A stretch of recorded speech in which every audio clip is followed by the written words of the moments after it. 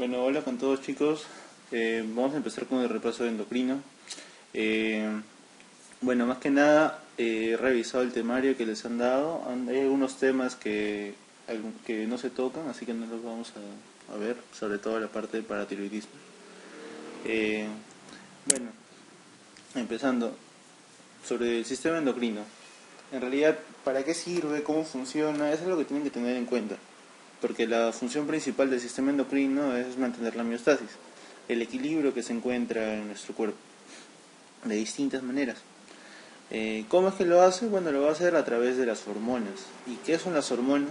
Se puede decir que las hormonas son sustancias biológicamente activas secretadas por una glándula o tejido, ojo, o tejido, porque más adelante vamos a ver que el intestino también puede funcionar, ¿no? como un órgano endocrino que regula la actividad de otro tejido o glándula tiene. O sea que va a llegar a ejercer la función sobre otro órgano. Ahora, este tipo de señalización básicamente lo que nos va a decir es que las células se van a comunicar entre ellas. Entonces vamos a tener distintos tipos de comunicación.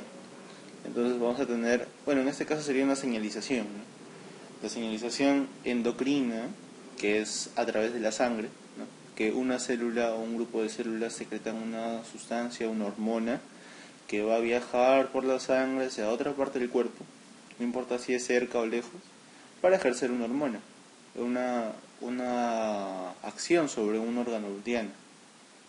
Asimismo va a haber señalización paracrina, o sea, células que van a estar cerca, autocrina cuando la misma célula se autoinduce estos cambios, y bueno, la que son en contacto, ¿no? Ahora, para que estas hormonas hagan efecto, necesariamente tienen que tener un receptor. Principalmente lo vamos a tener, para estos receptores hay que dividirnos primero las hormonas de qué tipo son, ¿ya? Pueden ser péptidos o proteínas, esteroides o derivados de aminoácidos. Como pueden ver, los péptidos y proteínas van a ser los que más tamaño van a tener, ya que por ejemplo hay algunas que van a llegar a tener más de 200 aminoácidos. En realidad el concepto es ese, ¿no? Como que proteína es más de 200 aminoácidos, péptidos son aproximadamente 100, si mal no recuerdo, polipéptidos igual. Sobre los péptidos eran hasta 50 y los polipéptidos eran más de 100, ¿sí? 100 aminoácidos, obviamente. Entonces, vamos a ver que estos van a ser los de un grupo más grande. Y los esteroides son los que van a venir derivados del colesterol. ¿Ya? Entonces, estos tienen unas propiedades, digamos, un tanto hidrofóbicas y lipofílicas a la vez, ¿no? Y los derivados de aminoácidos van a ser los más pequeños, los que son derivados por ejemplo, de la dopamina, que deriva de la tirosina. La adrenalina también se podría decir que es una hormona que deriva también de la dopamina, y la tiroxina, también derivada de la tirosina.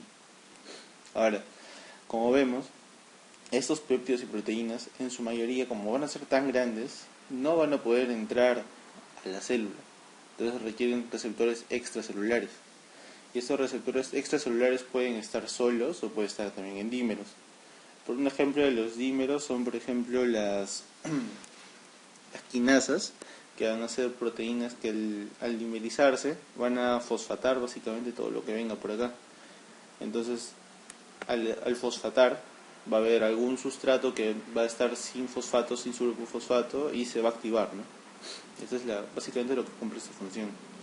O también va a haber otro que es a través de las proteínas G, que al unirse, como vimos acá, al unirse la hormona, hay un cambio conformacional, que va a ser un cambio del GDP por GTP, y este GTP va a activar este sustrato, que vamos a ver que puede ser de dos tipos, la de la anileto ciclasa y otro que es del inositol 3-fosfato, que tienen funciones diferentes, pero esto no hay que ahondarlo tanto, ya que esto creo que lo han visto en los primeros capítulos.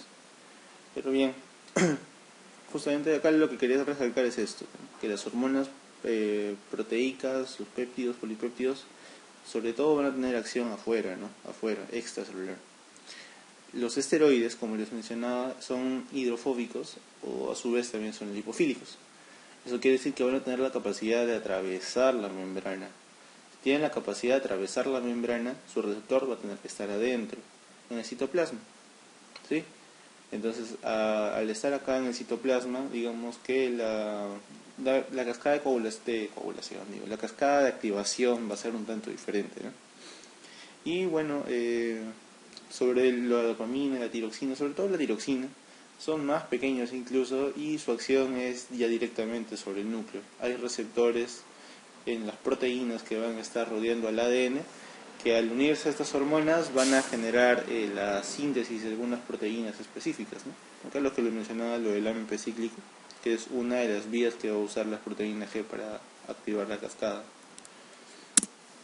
Ahora, otro concepto que tiene que quedar claro es el concepto de feedback o retroalimentación, ya que de esto nos van a dar distintas patologías, ¿no? Que lo vamos a ver más adelante.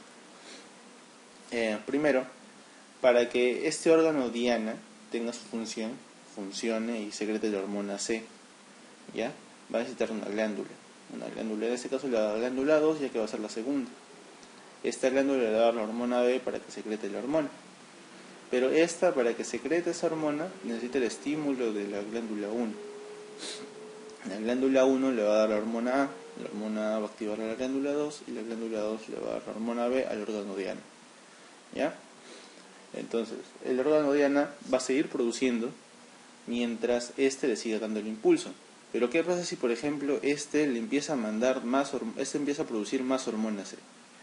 ¿Ya? Como le está produciendo demasiada hormona C, le va a decir a esta y a esta, particularmente esta, ¿no? Porque es la que va a estar antes de, le va a decir, oye, estoy produciendo demasiado, ya no me des más hormona B. Entonces este va a cortar, va a bajar el influjo de hormona B. A su vez también, como se comunica acá con la glándula 1, este también le va a mandar menos hormona A. Eso suponiendo que para que este mande hormona C también necesitas necesariamente de la hormona A. Puede darse el caso en el cual solamente hablemos de estos dos, de una glándula y un órgano, ¿ya? Que la autorregulación va a ser nada más a este nivel, ¿no? Pero sobre todo esto, negativo, feedback negativo, es porque cuando uno ya está teniendo demasiado de esto, la producción de lo que va a generar la producción de esta hormona, que es en última instancia, va a disminuir, ¿ya? Cosa que no pasa en el feedback positivo, ya que el feedback positivo es algo así como, no sé si se acuerdan cuando estuvieron viendo la parte de psicología, el reforzamiento positivo. Bueno, esto es básicamente esto. El órgano diana está produciendo bastante de hormona C y la glándula, como tiene este estímulo positivo que le va a decir, oye, sí, está produciendo bastante hormona C, hay que darle más para que produzca más, y sigue produciendo y le va a dar más y más y más y más. Ahora, el feedback negativo lo vamos a ver casi en todos los sistemas hormonales que van a estar acá en el sistema endocrino, que lo vamos a ver más adelante. En cambio, el feedback positivo solo lo vamos a ver en dos casos. En el caso de las hormonas femeninas, las hormonas sexuales femeninas, en el caso de la ovulación, ¿ya? Y en el parto, si mal no recuerdo, en la parte de la oxitocina, ya que el estímulo para que se genere el parto va a hacer que la oxitocina se genere en mayor cuantía, ¿sí? Así que este no es tan relevante para el estudio de la endocrinología acá, en lo que vamos a ver acá. Este sí, ya que de acuerdo a esto es que vamos a determinar algunas patologías, como vamos a ver más adelante. Ahora, primero, el eje principal de todas las hormonas casi de nuestro cuerpo, de casi todas las hormonas, perdón, es el eje de hipotálamo-hipófisis. Como les digo, va a estar a la cabeza. ¿Por qué? Sobre todo el hipotálamo. El hipotálamo va a ser el órgano principal que va a mandar las señales a la hipófisis para que éste pueda realizar sus funciones. Y este a su vez va a mandar más hormonas para que éstas realicen sus funciones en todo nuestro organismo, ¿ya? Entonces, ¿qué hormonas va a producir el hipotálamo? Sobre todo las hormonas liberadoras. Los que saben inglés saben que liberar es release, ¿no? Entonces, released hormone en este caso, ¿no? Hormona liberadora de tirotropina, ¿no? Porque la tirotropina va a ser secretada acá. Eso lo vamos a ver en un rato. Entonces todo lo que acabe en RH casi, bueno, en realidad todas las que acaben en RH van a ser del hipotálamo. La TRH, la CRH, la GHRH, bueno, vamos a llamarlos por su nombre apropiado. La hormona liberadora de tirotropinas, la hormona liberadora de corticotropinas, la hormona liberadora de hormona de crecimiento, la hormona, bueno, esta es una inhibidora, las dos inhibidoras que va a mandar el hipotálamo va a ser la inhibidora de la hormona de crecimiento y el factor de inhibidor de la prolactina. También otro que es la hormona liberadora de gonadotrofinas, ¿ya? Entonces, acá faltó uno que era el que estimulaba, digamos, la producción de prolactina. Pero bueno, principalmente algo que me gustaría recalcar acá es que la TRH va a estimular tanto la secreción de la TSH, que es la hormona estimulante de hormona tiroidea, y la prolactina.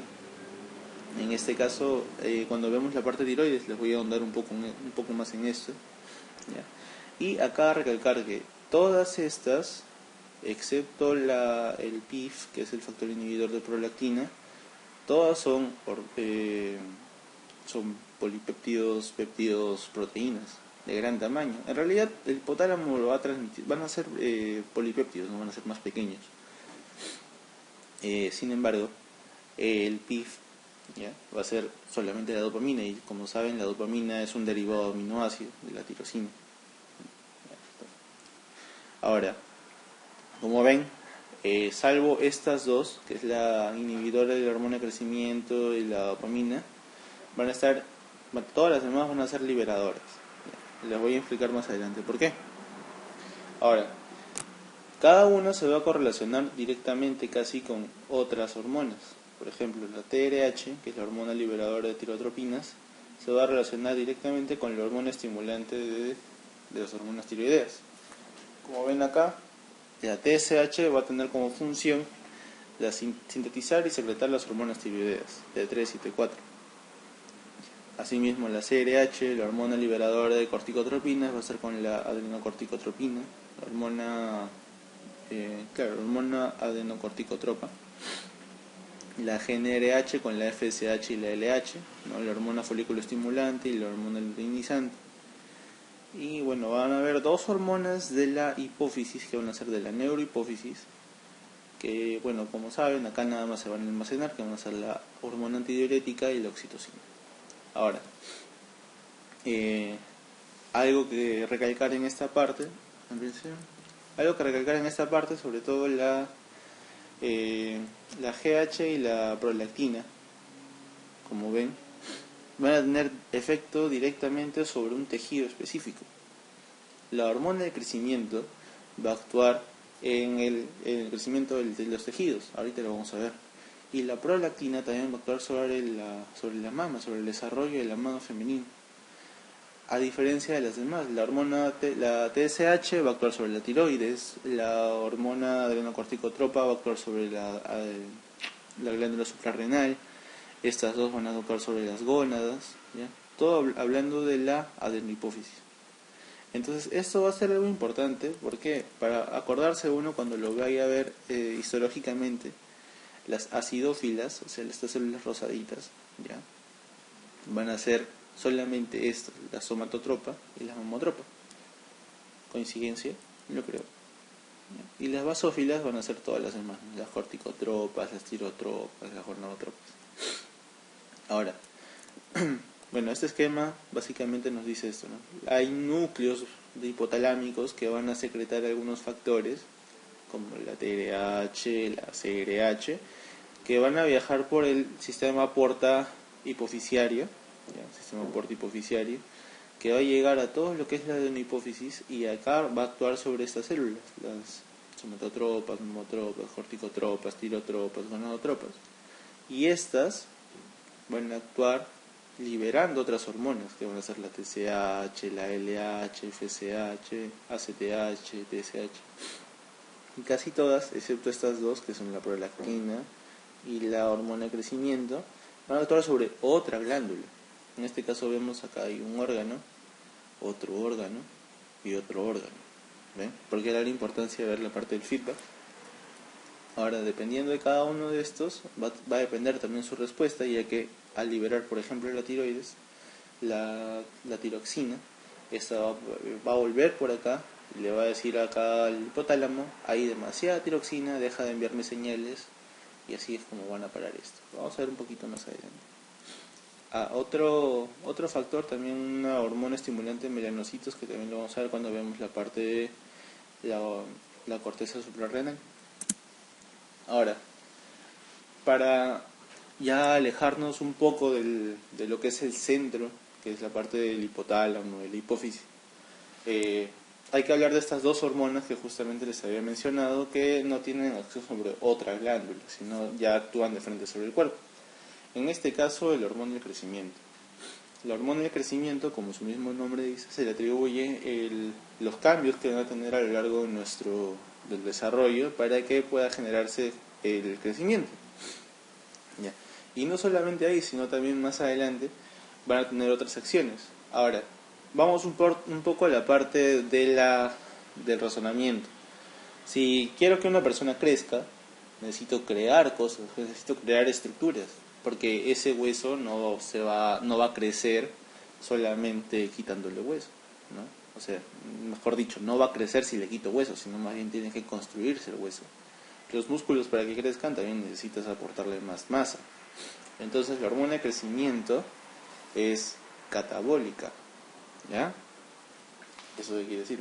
El catabolismo va a ser la capacidad para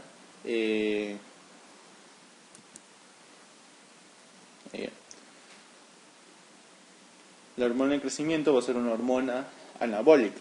Eso quiere decir que va a crear cosas, va a crear estructuras, ¿ya? Entonces su acción, como va a estar a lo largo de todo nuestro cuerpo, necesita, digamos, distribuirse de una mejor manera. Aparte, la hormona de crecimiento no tiene un tiempo de vida tan largo como para que pueda quedarse circulando. Es por esto que la hormona de crecimiento, para ejercer su acción, no la va a hacer directamente. La hormona de crecimiento va a ir al hígado, y en el hígado va a estimular la producción de otro factor, que es el factor de crecimiento similar a la insulina, ¿ya? Tipo 1. Este factor de crecimiento similar a la insulina va a ser el que va a ir directamente al tejido, ¿ya? Va a ir directamente a los tejidos y va a generar que estos crezcan, ¿ya? Ahora, para que estos tejidos, digamos, crezcan en tamaño, en número, en lo que sea, necesitas aporte. Ahora, ¿qué es lo que pasa si, por ejemplo, yo quiero crear, no sé, glucógeno? ¿Ya? Cuando está creando glucógeno necesitas glucosa. ¿Y qué pasa si me acabo toda la glucosa de la sangre? Lo que va a hacer la hormona de crecimiento va a ser aumentar las estructuras que yo necesito para que se creen más estructuras. Por ejemplo, si yo quiero crear más hueso, voy a necesitar más proteínas que van a estar en el estroma cuando se está creando el hueso. Voy a necesitar más calcio, más fosfato, etcétera. Si quiero crear más músculo, voy a necesitar más aminoácidos circulando, ¿ya? Si quiero más adipocitos, también voy a necesitar que circule más grasa y así. Ahora, por eso es que esta hormona tiene efectos, digamos, un tanto amplios. Hay que verlo, por ejemplo, en la parte del tejido adiposo. Lo que pasa acá con el tejido adiposo no es que vaya a crear más tejido adiposo, ¿ya? Lo que pasa es que ustedes, como saben, el tejido adiposo es un tejido de reserva. Entonces, si yo en el tejido adiposo tengo la capacidad o los materiales potenciales para crear más cosas, como más músculo, por ejemplo, sacar más azúcar de la sangre, ¿qué es lo que va a pasar? La hormona de crecimiento lo que va a hacer es destruir esta grasita para poder obtener, digamos, más glucosa, ¿no? Entonces va a haber más lipólisis. Al haber más lipólisis disminuye la adiposidad y va a disminuir la captación de glucosa, ya que el tejido adiposo va a agarrar la glucosa para que pueda crear la grasita. En el músculo lo que va a ocasionar más bien es todo lo contrario, ¿ya? ¿Por qué? porque lo que sí se va a querer crear acá es músculo, a diferencia de la grasita. Como va a necesitar más músculo, va a aumentar la captación de aminoácidos, ¿ya? Va a aumentar la síntesis de proteínas, y así mismo, como estás aumentando la síntesis de proteínas, la captación de aminoácidos, va a aumentar la masa magra, y bueno, va a disminuir también la captación de glucosa. La captación de glucosa disminuida, vamos a ver la que va a estar, bueno, creo que acá nada más, pero lo que va a generar en realidad la hormona de crecimiento, ¿ya? Es aumentar la glucosa en la sangre. Porque si yo aumento la glucosa en la sangre, ustedes saben, si han estudiado un poco de bioquímica en la parte de biología, que de la glucosa yo puedo crear tanto aminoácidos como grasa. Así que si yo, por ejemplo, tengo circulando glucosa y lo mando con un factor de crecimiento a donde se fabrican esos aminoácidos, vamos a aumentar también la producción de aminoácidos. Vamos a ver, por ejemplo, acá el metabolismo. El metabolismo, vamos a ver que va a haber más glucosa, va a haber más ácidos grasos libres, justamente porque va a haber más lipólisis. Los aminoácidos plasmáticos van a disminuir, pero porque se están sobrecaptando, ¿ya? Sin embargo, también puede estimularse la producción de aminoácidos. Y la urea plasmática, bueno, por el ciclo mismo de la urea, ¿no? Ahora, a nivel de los huesos también se va a ver una mayor captación de la glucosa, mayor síntesis de ADN, todo esto a nivel de los huesos. Pero sobre todo me encantaría que se queden fijados esto, que la hormona de crecimiento es hiperglicemiante, ¿ya? Sobre todo hiperglicemiante. Aumenta también los ácidos grasos. Si nosotros nos olvidamos del título, que sabemos que estamos estudiando la hormona de crecimiento, si yo veo glucosa alta, veo grasas altas, cuando veo estos dos, sobre todo me va a pensar en un síndrome metabólico, similar a lo que podría pasar también con la diabetes y demás, ¿ya?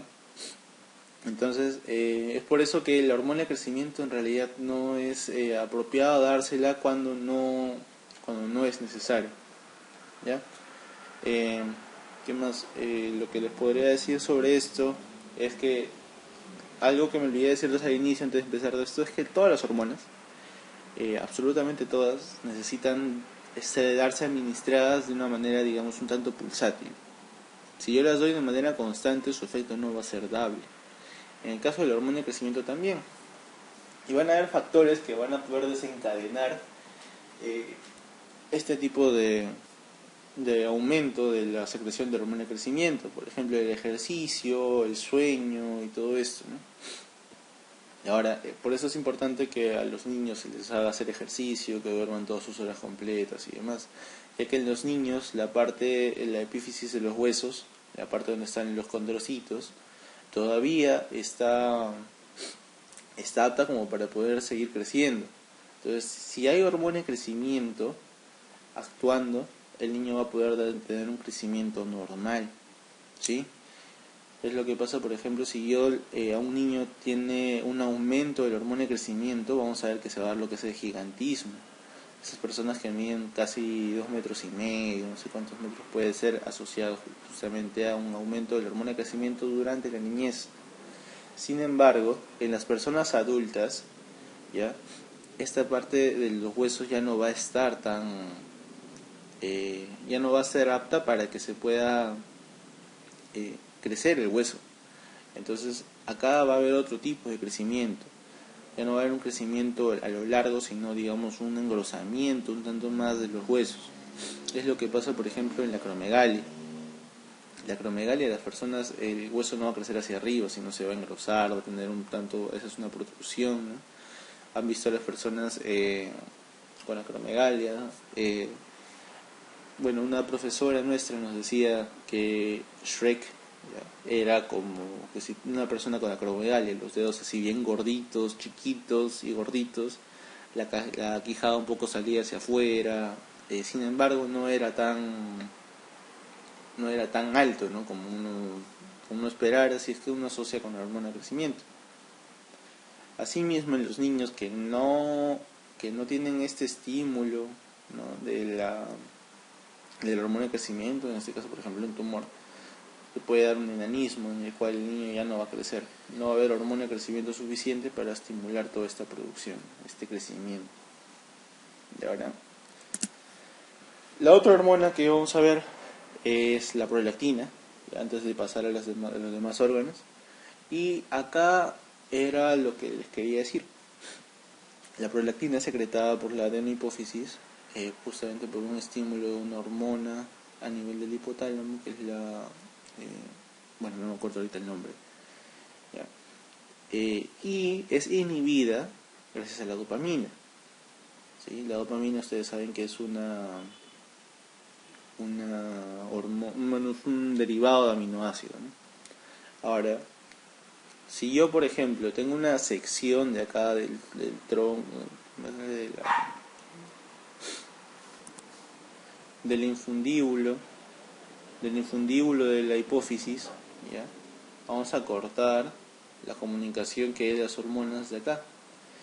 Y bueno, sin contar la hormona inhibidora de la hormona de crecimiento, la otra hormona que no se va a ver afectada va a ser esta, la prolactina. Ya que yo le estoy quitando su inhibición, en realidad la prolactina va a aumentar más, ¿sí? Como yo le estoy desinhibiendo, la prolactina va a aumentar. Entonces una persona que, digamos, por algún accidente tiene algún traumatismo y hay una sección acá del infundíbulo, ya va a aumentar la secreción de prolactina y las demás van a bajar, porque esta es la única que está regulada negativamente por el hipotálamo. Ahora, fisiológicamente, el estímulo de la prolactina va a venir a ser dada por la succión del pezón. La succión del pezón misma va a ayudar a que se secrete la serotonina. La serotonina lo que va a hacer, más que nada, va a ser activar este ciclo, ¿no?, de prolactina. La prolactina también va a aumentar acá y demás. Ahora, hay que anotar algo, que los estrógenos tienen un efecto, no, mejor dicho, la prolactina tiene efectos un tanto inhibitorios sobre los estrógenos. Es por eso que en las personas que tienen aumento de prolactina, digamos también en el caso de las mamás que están dando de lactar, hay una inhibición del eje de las hormonas femeninas, ¿ya? Entonces, al haber esta inhibición del eje de las hormonas femeninas, hay un desarreglo a nivel del ciclo menstrual, ¿ya? Esto se va a repetir en las personas o en las mujeres que tienen hiperprolactinemia debido a algún tumor, un prolactinoma. ¿Qué es lo que va a hacer? Va a hacer que las mujeres sean estériles, justamente por eso, porque la prolactina va a inhibir este eje, ¿ya? Ahora, algo también que recalcar, como la dopamina inhibe esta secreción de prolactina. Si, por ejemplo, yo le doy a una persona un fármaco inhibidor de la dopamina, como se puede dar, por ejemplo, en el caso de algunos antipsicóticos, por ejemplo, los antipsicóticos típicos que se usan todavía, por ejemplo, el haloperidol, que bloquean los receptores de dopamina. Si yo bloqueo un receptor de dopamina, la inhibición se va a ver inhibida, entonces va a haber un aumento de prolactina. Es por eso que este es uno de los efectos secundarios de los usos antipsicóticos. A su vez, tiene que verse relacionada con la producción de oxitocina, ¿no? La oxitocina va a ser la que va a ayudar a que esta leche salga. ¿Cómo es que se va a producir la leche? Bueno, la prolactina tiene su receptor en la membrana y demás, y hay un aumento de la producción de lactosa y caseína a nivel de las células, ¿no?, de las células de las mamas, de los lobulillos de las mamas. Ahora sí. Hasta acá hemos visto las dos hormonas que actúan directamente sobre el cuerpo, digámoslo así, y no producen otra hormona extra. Hay que hablar de las otras hormonas que tienen que actuar sobre otro órgano, o sea, ya un tercer nivel. En este caso vemos ahí un segundo nivel, acá también, pero acá no, acá hay 3 niveles. Lo vamos a ver un poquito más adelante, ¿ya? Primero, para conocer un poco de la tiroides tiene que tener, bueno, no es que tenga que tener, la tiroides tiene un conjunto de células cúbicas, como vamos a ver acá, y van a producir un coloide. Este material que lo vemos acá, que seguramente como han llevado histología también seguro ya lo han visto. Este coloide está hecho básicamente de proteínas y otras sustancias, ¿ya? Que van a contener estas hormonas tiroideas. Ahora, ¿cómo es que se van a producir estas hormonas tiroideas? Primero, a estas células van a tener que captar primero el yodo. Si no captan el yodo, no se puede producir las hormonas tiroideas, ya que como pueden ver en su estructura, tiene yodo. Ahora vamos a poner acá esto.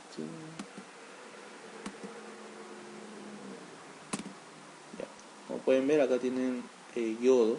Entonces, para que estos aminoácidos capten el yodo, tengan el yodo en su estructura, va a pasar todo un proceso. Primero que el yodo tiene que entrar a la célula a través de un transportador sodio-yodo en Symport, entre los dos, entre el yodo y entre el sodio, ¿ya? Es importante que sepan de este transportador, a veces le preguntan, pero el yodo entra con carga negativa. Como carga negativa a mí no me sirve, ¿ya? Entonces en la membrana esta será la membrana de la luz, ¿ya? Va a haber una hormona que es una enzima que es la peroxidasa. La peroxidasa lo que va a hacer es agarrar, digamos, dos yodos y le va a quitar su carga negativa para tener, digamos, un yodo orgánico que va a poder ser utilizado, ¿ya? Este yodo va a ser usado, va a tener que adherirse, que lo vamos a ver acá. El yodo entra en contacto con la tirosina. Por la peroxidasa vas a tener el yodo orgánico, ¿no? Que se va a unir a una de las moléculas, uno de los carbonos que va a estar acá en este anillo de benceno. Ahora, es un anillo de benceno, sí.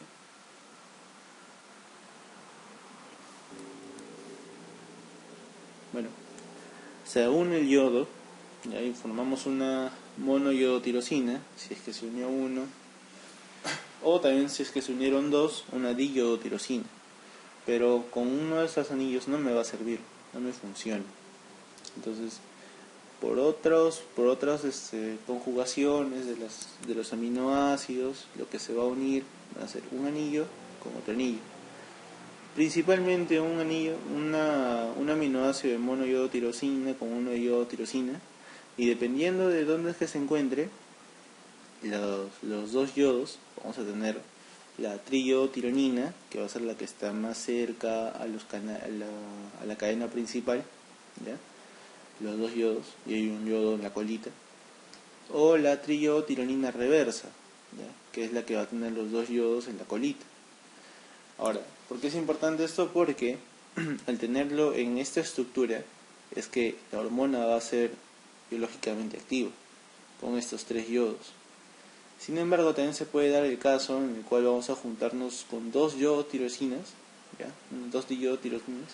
Vamos a tener la tiroxina, que va a tener 4 yodos. Esta es la conocida T4. La triyodotironina es la T3. Pero como les digo, esta es la que tiene más actividad biológica que esta. Eso quiere decir que cuando llegue a un tejido va a haber una desyodización, entonces un yodo se va a ir para que ésta se convierta en T3 y en T3 tenga su función biológica, ¿sí? Ahora, una vez que esto se acopla, en realidad no se acopla a un solo aminoácido, se acopla a una proteína grande que tiene grandes cantidades de tirosina, ¿ya? Y van a ser, mandados de frente a este coloide. En este coloide van a haber muchas proteínas que van a tener muchas tirosinas con mucho T3, T3 reversa y T4 en su estructura, ¿ya? Una vez que llega la información, la TSH, lo que se van a activar van a ser otros factores. Se va a activar sobre todo proteínas que van a generar la proteólisis para que se degrade esta tiroglobulina, que es la proteína que se encuentra acá, la tiroglobulina. Se degrada y vamos a degradar aminoácidos, y estos aminoácidos van a salir por la parte basal, que es la que está vascularizada, y va a secretar T4, T3. Ahora, gran parte de lo que se encuentra en la sangre va a ser T4. Lo que más vamos a encontrar en la sangre va a ser T4 y no tanto T3. Se plantea que es porque la T3, como tiene acción biológica, al salir nomás ya empieza a tener acciones. Bueno, al menos se empieza a unir a algún receptor. Sin embargo, estas dos van a andar fijadas a otras hormonas, otras proteínas de la sangre que van a servirle de transporte, como su metropolitano, ¿no? Ahora, cuando sale el T4, el T3, más o menos un 90% va unido a lo que es la globulina fijadora de hormona tiroidea, ¿ya? La TGB creo que se llama, thyroxine globulin binding, creo que. Ajá. La globulina ligadora de hormona tiroidea, sobre todo T4 y T3, y el otro 10% lo diluye en la sangre. Ahora, hay que tener algo claro acá, que es el tiempo que se va a demorar la hormona en tener su efecto. El efecto en realidad va a empezar en 2 o 3 días, así la hormona llegue rápido a la sangre, al órgano diana, al tejido diana, ya, pero como les decía, recién como se va a segregar, el 10% que está andando libre se va a unir, y como se acaba, tiene que andar en equilibrio. Entonces va a soltar la hormona ligadora de tiroglobulina. Claro, la globulina fijadora de hormona tiroidea.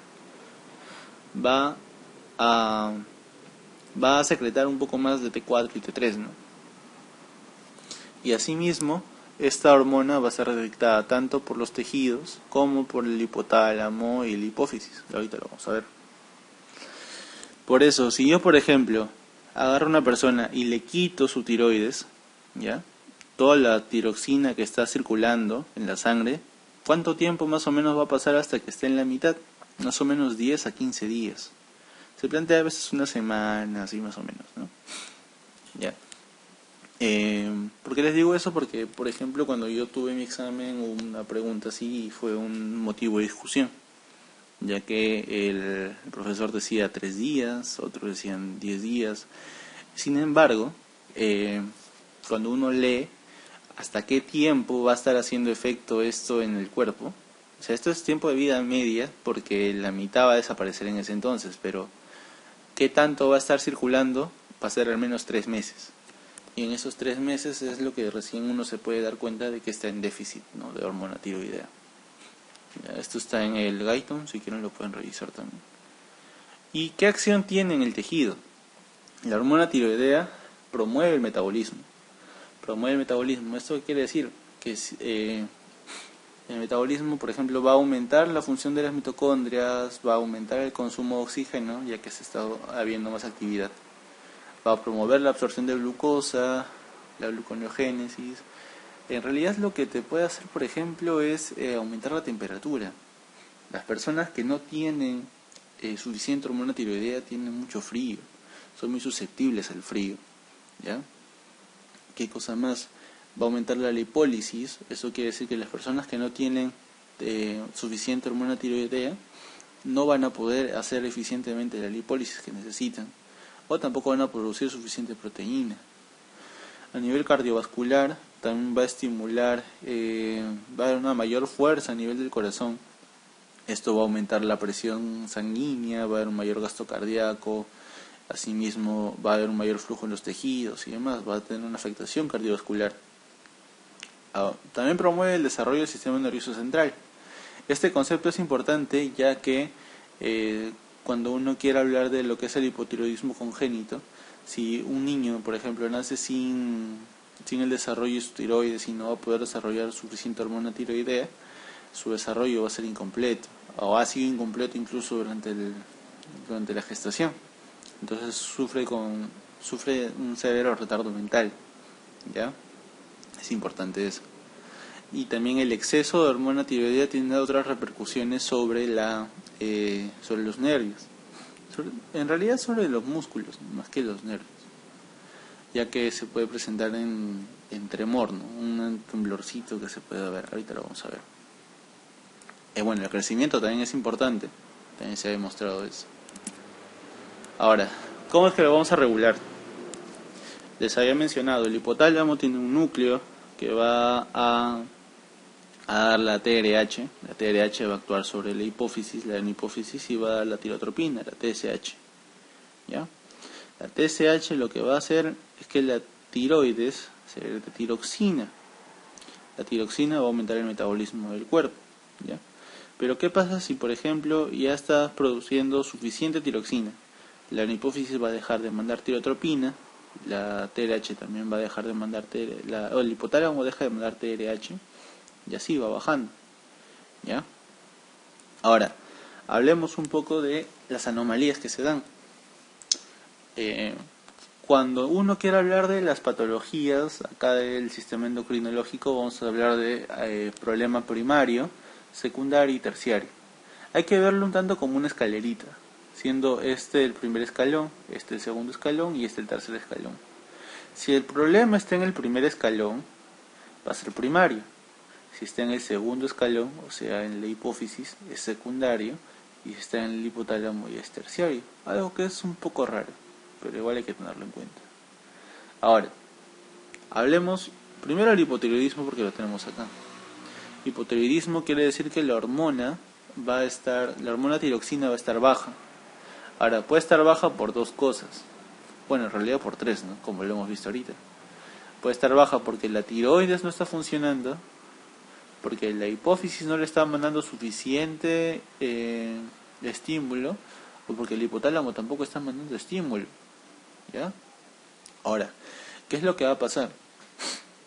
En este caso, por ejemplo, si el hipotiroidismo es primario, ¿ya? Si el hipotiroidismo es primario, la tiroxina va a estar baja. Al estar baja, la hipófisis, que sería como su jefe de la tiroides, le va a mandar más tirotropina, para que secrete más tiroxina, pero como esta tiroides va a estar insuficiente, ya no va a producir. Entonces la TSH va a estar muy alta, la T3 y la T4 van a estar bajas, y asimismo la TRH también va a estar alta, porque como es el jefe de lo va a estar presionando también, le va a decir, oye, manda más tiroxina, le manda más TRH, manda más TSH, y manda casi nada de tiroxina porque no sirve casi. ¿Ya? Ese sería un hipotiroidismo primario. Un hipotiroidismo secundario sería que esta hipófisis no mande suficiente TSH. Como no manda suficiente TSH, tampoco se preocupa de mandar más TSH. Ya no mando, pues si él que era su jefe ya no le ordena, ¿para qué le va a mandar?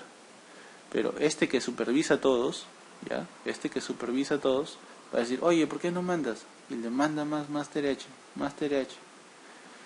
Y como igual no está haciendo nada, digamos que se enfermó, este jefe se enfermó, tampoco le va a mandar a y también va a producir casi nada. Ese sería un hipotiroidismo secundario, ¿ya? Por un problema en la hipófisis. Y ya por último, que era el jefe de los tres, ya tampoco les está pidiendo más tiroxina. Entonces ya no le va a mandar estímulo, como no le mandan tampoco le va a mandar a él, y él como tampoco le mandan ya no manda casi nada. Entonces puede que la tiroides esté bien, igual que en el segundo caso, la tiroides puede producir normal, pero como no le mandan no está produciendo casi nada. ¿Ya? Ahora, puede darse el otro caso, por ejemplo, en el caso de déficit de yodo, ¿ya? El déficit de yodo, que lo que produce es el bocio, ¿no? Va a haber un aumento de lo que es la tiroides también en este caso. Pero como no hay yodo, no hay hormona tiroidea. Por eso también es que hay aumento de lo que es la producción de la hipófisis, y los lóbulos se van a agrandar, porque van a producir más, pero no hay tiroxina que se pueda dar. Es en el caso del hipotiroidismo primario, secundario y terciario. Ahora, va a haber el hipertiroidismo, que es que la glándula esté súper funcional. Antes de eso, un repaso. Si hay hipotiroidismo acá en la tiroides, la T3 y T4 van a estar bajas, la TSH va a estar elevada y la TRH también. Si es en la segunda, en la hipófisis, la T3 y T4 van a estar bajas, la TSH va a estar baja y la TRH va a estar por las nubes. Y si ya es terciario, todo está bajo, la TRH, la TSH y la T3 y la T4. Ahora vamos por el otro lado, el hipertiroidismo. En el hipertiroidismo vamos a tener que la glándula puede estar hiperfuncional, puede ser por ejemplo en el caso de la enfermedad de Graves-Basedow, en el cual va a haber una superestimulación, ¿no?, de la tiroides. Entonces va a producir bastante tiroxina, produce bastante tiroxina. Y como está produciendo bastante tiroxina, la hipófisis ya no le va a decir, oye, deja de mandar, y le va a mandar poco TSH. Asimismo la TRH también le va a decir, te está mandando poco TRH, porque ya no quiere que produzca más tiroxina. ¿Ya? Se han cansado de que le manden tiroxina. Ese también le va a decir, ya no me mandes, y le va a mandar poquito. Pero como la glándula está normalmente hiperfuncional, va a aumentar y va a aumentar y va a aumentar la tiroxina. Sería hipertiroidismo primario. ¿Ya? ¿Qué pasa si por ejemplo tengo un tumorcito acá, ¿ya?, un tumor en la hipófisis, que va a ser de células que secreten TSH? Va a haber un aumento de la producción de TSH, va a haber un aumento del T3 y T4, pero que ya no quiere, le va a decir, le va a mandar poquito nomás TSH, poquito, casi nada, poquito, un goteo, cuenta gotas, poquito, porque ya no quiere que haya más T3 y T4, porque ya ha ido bastante TSH. Ya, ese es un caso. Y el otro caso va a ser el que acá haya un tumorcito que va a secretar bastante TRH. Entonces va a estar alto esto, va a estar alto esto y va a estar alto esto. La T3 y la T4, la TSH y la TRH. ¿Ya? Es importante saber eso para determinar más o menos dónde está. Por eso las pruebas que se mandan para el control de las tiroides es justamente determinar la TSH, determinar el T3 y T4 y a veces la TRH. Sin embargo, ahora lo que se trata de ver es un poco realizar una analogía entre la que es la clínica y la TSH para determinar nada más si es primario o secundario. ¿Ya? Por eso acá en este cuadro solamente hablan de TSH, no determinan un tanto lo que es la T3 y la T4. Se relaciona bastante con la clínica. Ya. Y ahora, como les mencionaba, acá, como la hormona tiroidea lo que va a hacer es aumentar el metabolismo, la persona, digamos, que la puedes ver más gordita, pero no es que en realidad va a estar más gordita, sino que en realidad se va a generar un mixedema, ¿ya?, que va a ser un acúmulo de ácido hialurónico en el intersticio, que va a ser un edema sin fobia, o sea que no se va a deprimir, un edema duro, ¿ya? Asimismo va a generar cambios en el sistema nervioso que se pueden asociar con depresión, incluso puede llegar a coma, ¿ya? Va a haber cansancio, somnolencia, igual. Y como el metabolismo a nivel epitelial y demás va a estar bajo, vamos a tener piel y cabellos deficientes también, ¿no? Ahora, por otro lado, el hipertiroidismo, ¿cómo lo podemos encontrar? Podemos encontrar una persona con taquicardia, si es que tiene predisposición con alguna otra arritmia, ¿ya? Va a estar más irritable porque esta hormona también te va a generar disconfort, ¿no? Pérdida de peso porque al haber un aumento del metabolismo vas a haber más lipólisis, va a haber más pérdida de peso y demás, ¿no? Más pérdida del tejido muscular también. Insomnio porque ya no va a poder dormir, ya que va a estar hiperactivo, ¿sí? En este caso es un caso de un exoftalmos, ya en la enfermedad de Graves-Basedow, y no es tanto porque se le estén saliendo los ojos. Bueno, en realidad existe una leve protrusión, ya que el tejido adiposo del retrocular está un tanto inflamado. Ya, pero vamos a ver acá que está más delgado, el cabello también va a ser se puede caer más porque el metabolismo también va a acelerar su caída. Acá la diferencia es que cambia la calidad del cabello. Acá que se puede caer, ¿sí? Y en este caso también puede haber mixedema en algunos casos. Eso con respecto a la parte de tiroides. El otro grupo de hormonas que vamos a ver de las córticos suprarrenales, que es un tanto más amplia, que sí lo voy a hacer en unos diapos más. Primero, histológicamente, la glándula adrenal tiene 3 capas: la glomerular, la fascicular y la reticular. Yo me acuerdo así como que mi GF, mi reticular, de afuera hacia adentro. Y bueno, tiene una médula, que la médula ya la hemos visto en la parte de neuro, en la parte del sistema nervioso simpático y parasimpático. Ahora, hay que saber qué nos va a producir cada uno. La capa glomerular nos va a dar la aldosterona y las dos últimas, la fascicular y la reticular, nos va a dar cortisol y andrógenos. A la aldosterona en realidad pertenece al grupo de mineralocorticoides. Corticoides que se relacionan con los minerales. Y el cortisol va a ser un glucocorticoide, ¿ya? O sea, un corticoide relacionado con la glucosa. Ahorita vamos a ver por qué. Y bueno, los andrógenos, que lo voy a desarrollar un poco más en la parte de hormonas sexuales masculinas. Ahora, para que estos grupos de células secreten estas hormonas, necesitamos que alguien las estimule, y como ya hemos visto, quien les va a estimular va a ser la ACTH. Ahora, demos un paso atrás, ¿ya?, para ver esto. ¿Y qué es lo que va a pasar? A nivel central, a nivel de la hipófisis, cuando uno quiere secretar ACTH, en realidad tienes que activar el gen POM, POMC, pro-opio-melanocortina, ¿ya? Cuando se sintetiza la proteína de acá, va a bajar esta prohormona, ¿ya? Como vamos a ver, se puede segmentar en varias partes, y esta parte es la que nos va a dar la ACTH, la hormona adenocorticotropa, ¿ya? Y nos va a dar otros pedacitos más que tienen mucha importancia. Ahorita te voy a explicar por qué. Vamos a ver que la ACTH misma también se puede disgregarse en dos partes, pero acá la que me interesa es esta estimulante de melanocitos A. Acá hay una G, por acá hay otra más. Entonces vemos que hay distintos factores estimulantes de melanocitos. Esto es importante. Asimismo, hay otra partecita que va a ser la beta-endorfina. Las endorfinas van a ser sustancias que van a calmar el dolor, ¿ya?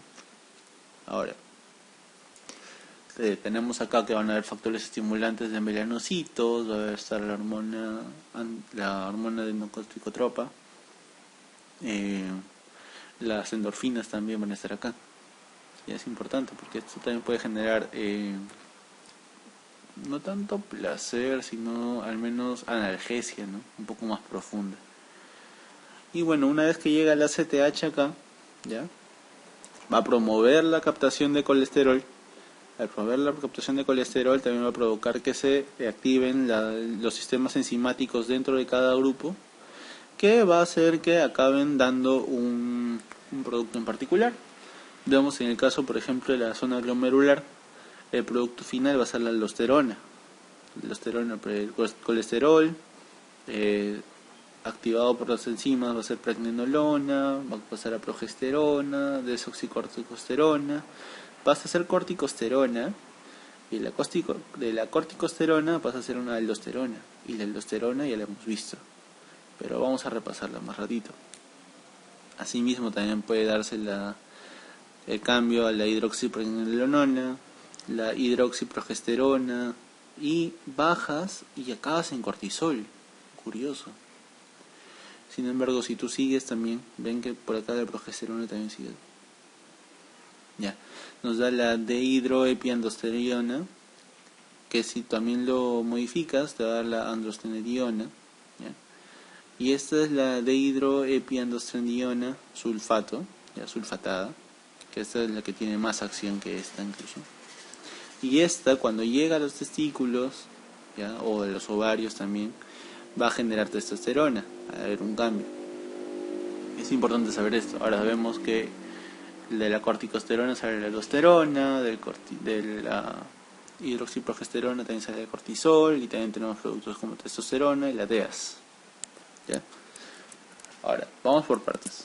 Primero, la aldosterona. ¿Se acuerdan que les había hablado del feedback negativo? Es importante saberlo, porque, ya.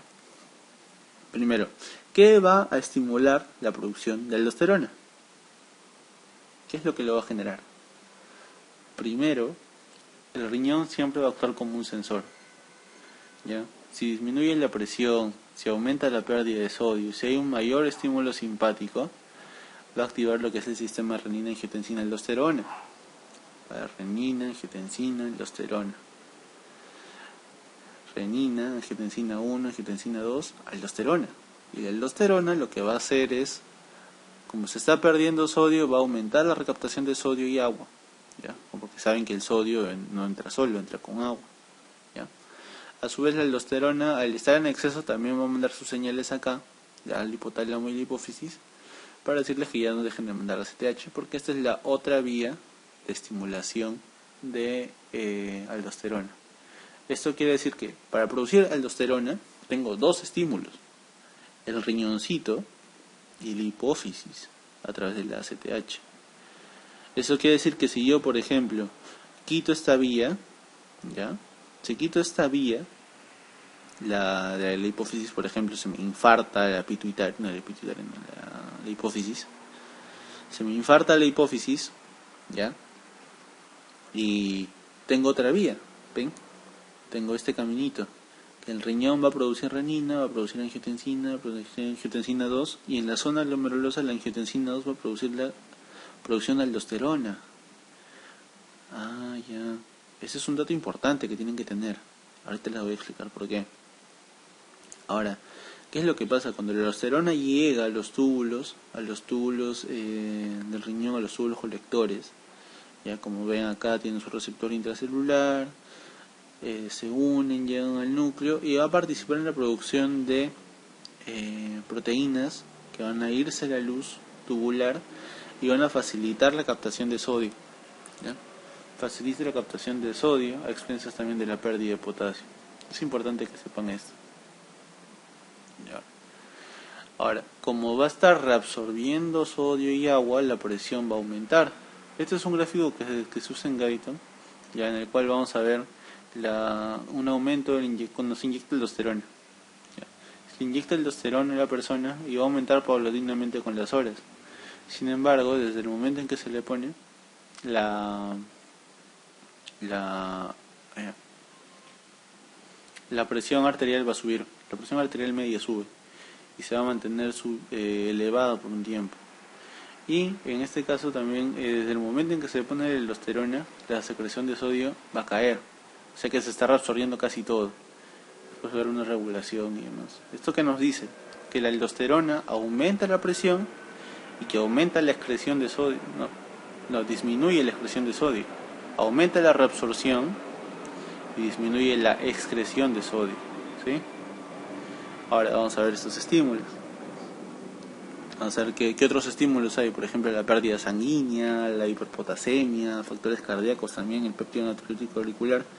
Bueno, permitir, en este caso el PAN inhibe la producción de aldosterona. Es natriurético. Uresis del sodio, ¿ya? Y como les decía, la aldosterona lo que va a hacer es reabsorber sodio a expensas del potasio. Pero no solo lo va a hacer a nivel del riñón, sino también a nivel de las glándulas sudoríparas, la glándula salival, del intestino. Va a aumentar el sodio, ¿ya?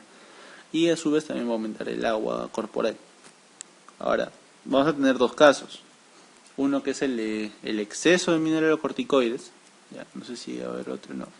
El exceso de mineralocorticoides, que puede ser, por ejemplo, por un aumento de, digamos, un tumorcito suprarrenal en la corteza, ya que va a producir uno en la capa glomerular, que va a producir mucho aldosterona. Si produzco mucha aldosterona, va a haber una hipernatremia, va a haber un aumento del agua, va a haber un aumento de la presión arterial, y como se está perdiendo potasio, va a haber una hipopotasemia.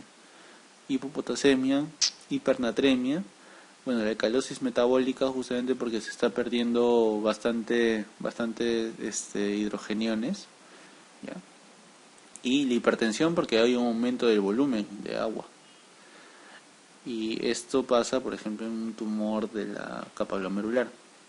O también un tumor, digamos, que pueda producir mucho ACTH, que va a producir esto. Aunque la clínica sería un poco más diferente, ya que afecta a otras capas. Lo que sí podemos ver, por ejemplo, es el déficit de mineralocorticoides, ¿ya? El déficit de mineralocorticoides, ¿qué es lo que puede pasar? Si ya no estoy haciendo toda esta acción, ya no estoy perdiendo sodio y estoy perdiendo agua, y el potasio también se va a estar acumulando. Entonces voy a tener hiperpotasemia, voy a tener hiponatremia, Bueno, la acidosis metabólica porque ya no se van a estar eliminando los hidrogeniones, y hipotensión ortostática, ya que los volúmenes se van a tratar de mantener lo más que puedan, pero ante un desequilibrio rápido la persona puede hipotensarse también, ¿no? Es importante saber esto. El déficit de mineralocorticoides se va a dar solamente cuando la capa glomerular ya deje de existir, ¿sí? ¿Por qué? Porque al tener yo dos vías de activación, si yo le quito esta activación de la hormona adenocorticotropa, voy a tener otra vía para seguir produciéndola. En cambio, si ya no hay capa glomerulosa, zona glomerulosa, ya no va a haber aldosterona por ningún medio. Esto se puede dar, por ejemplo, en la enfermedad de Addison, que es autoinmune, o también puede ser en algún granuloma por tuberculosis, que sería lo más frecuente en nuestro medio, ¿no? Un granuloma por tuberculosis puede acabarte con una parte considerable de la capa glomerulosa y vas a tener una insuficiencia suprarrenal. ¿Ya?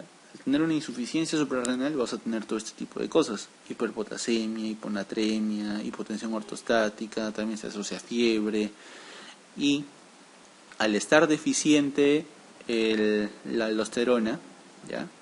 Al estar deficiente la ACTH va a producirse en mayor cuantía, va a haber un aumento de la ACTH. Al haber un aumento de la ACTH, vamos a ver que todos estos factores también se van a aumentar. Entonces va a haber un aumento de estímulo de la hormona estimulante de melanocitos, también puede haber un aumento de las endorfinas. Bueno, quedándonos principalmente con la hormona estimulante de melanocitos, vamos a ver que las personas con Addison, en general con la insuficiencia suprarrenal, van a tener justamente esta hiperpigmentación en encías, en las manos, en las palmas, en lugares en los cuales no está acostumbrado que se pigmente, pero justamente por estas hormonas es que se van a pigmentar. Ahora también, ahorita vamos a ver un poco en la parte de corticoides el efecto de las endorfinas. Ya, ahora sí, pasando a esta, el cortisol. ¿Qué se puede decir del cortisol? Bueno, es una hormona que en realidad tiene bastantes efectos. ¿Ya? El cortisol tiene muchísimos efectos. Ahora, para empezar a clasificar sus efectos, me gustaría clasificarlos así: en metabólicos, antiinflamatorios y inmunosupresores. Los efectos metabólicos, sobre todo, estimular la gluconeogénesis, catabolismo proteico, lipólisis. Bueno, antes que nada, hay que saber que el cortisol es una hormona de estrés, ¿ya? Es un estrés, digamos, fisiológico que se puede producir ante las adversidades, ¿no? Por ejemplo, ante algún accidente, alguna fractura, lo que se va a secretar al necesitar un procedimiento más moderado, va a tomar un poco más de tiempo, pero también va a responder al estrés. Ahora, para responder al estrés, ¿qué es lo que quiere decir el estrés? Que el cuerpo está en peligro. Cuando el cuerpo está en peligro, va a requerir más sustrato de donde sacar más cosas. Por ejemplo, la glucosa para que se use por los músculos para correr o cosas así, ¿no? Va a necesitar más energía. Para que haya más energía, vas a necesitar más glucosa. ¿Cómo? Estimulando la gluconeogénesis, ¿ya? Ahora, si quiero más glucosa, ¿de dónde más puedo sacar glucosa? De la grasa y de las proteínas. Por eso empieza a romper proteínas, catabolismo proteico. ¿Ya? Catabolismo proteico, se rompen las proteínas, los aminoácidos, y para poder producir, digamos, más glucosa.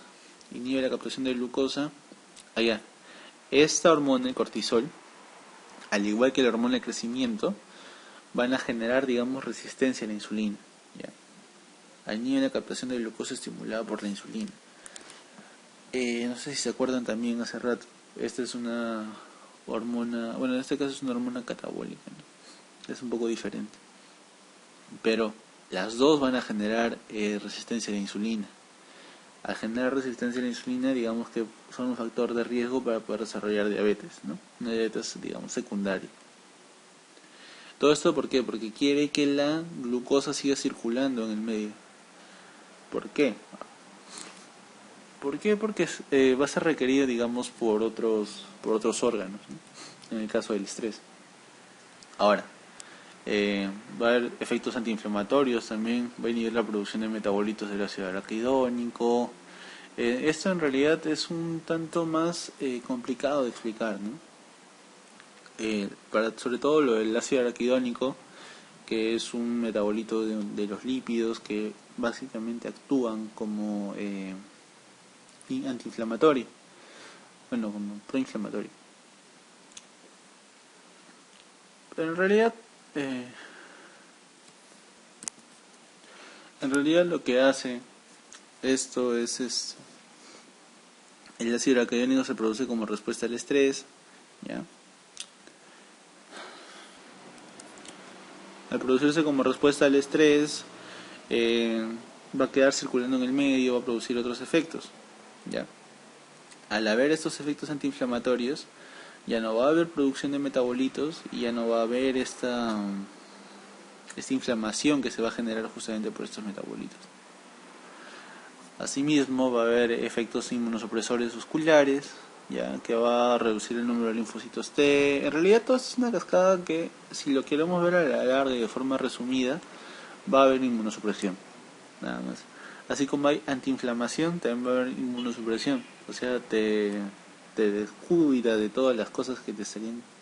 Te va a quitar todas tus protecciones, ¿no? La inflamación, que es una protección, la supresión del sistema inmunológico también, te lo está quitando. Asimismo, a nivel vascular, tiene un aumento de la respuesta del músculo liso vascular a la noradrenalina. ¿Esto qué quiere decir? Que ante cualquier efecto más leve de la noradrenalina, también va a aumentar la presión arterial, ¿ya? Sobre todo eso. Ahora, vamos a ver acá en realidad graficado todo lo que va a pasar. Al haber más circulación de cortisol, va a haber un catabolismo proteico, ¿ya? Va a haber una acción catabólica de los aminoácidos, o que los aminoácidos pasen al hígado y se conviertan en glucógeno con la gluconeogénesis. También va a haber una reabsorción de la matriz ósea, eso también es importante ya que esto se relaciona, como ven por acá, con la osteoporosis. Aumento de la glucosa en sangre. Esto también va a disminuir va a aumentar la lipólisis para que se pueda hacer así. Aunque eso es en un inicio. Cuando pasa ya bastante tiempo con el uso de cortisol, lo que va a pasar es que los lípidos se van a depositar, porque no pueden estar circulando tampoco todo el tiempo. Entonces se va a depositar. Y este depósito se va a dar a nivel centrípeto, a nivel del tronco, ya como vamos acá, ahorita les voy a explicar eso. Y como va a haber una resistencia a la insulina, también va a haber un aumento de la producción de insulina, ¿sí? Va a haber un aumento de la resorción de calcio, ¿ya? Tanto de la matriz ósea como de calcio, por eso va a ser descalcificante, ¿ya? Pero va a causar un aumento del calcio sanguíneo, ¿ya? Y el aumento del calcio sanguíneo lo que hace es aumentar la excreción.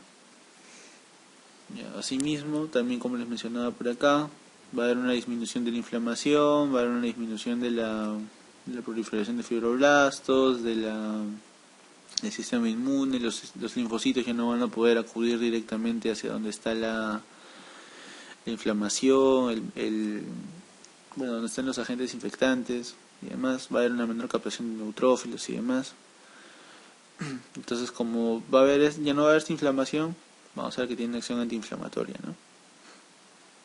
Ahí ya. Y asimismo también tiene una acción antialérgica, ya que, como pueden ver, si ya no va a haber toda esa cascada de inflamación, también va a calmar con la parte de las alergias. Ahora, ¿qué es lo que pasa si yo, por ejemplo, tengo un exceso de glucocorticoides? ¿Ya? Si tengo un exceso de glucocorticoides, va a darse todo esto. Primero, que el cortisol también va a actuar sobre la piel. La piel va a hacer un adelgazamiento de la piel, ¿ya? Eso también lo vamos a ver a nivel de acá del abdomen. ¿Por qué? Porque la cortisona, el cortisol en realidad es hidroxicortisona. Y la cortisona tiene una acción mucho más fuerte que otros tipos de corticoides.